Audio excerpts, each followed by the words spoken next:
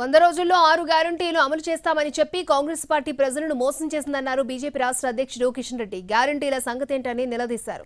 హామీలు అమలు చేసే వరకు కాంగ్రెస్ కు ఓటు వేయొద్దన్నారు. కాంగ్రెస్ వి గ్యారంటీలా మోసాలా అని చెప్పాలన్నారు కిషన్ రెడ్డి.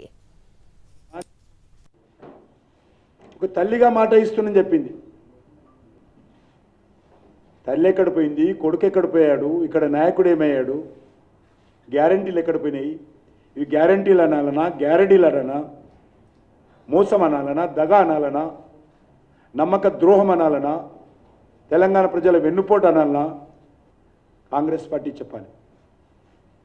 నేను ముఖ్యమంత్రి గారిని అడుగుతా ఉన్నాను, ఈ సోనియమ్మ ఉత్తరం ఏమైంది? ఎందుకు గ్యారంటీల మీద మీరు మౌనం పాటిస్తున్నారు? ఎందుకు నోరు పెగడం లేదు? ఎందుకు ఇచ్చిన మాట తప్పారో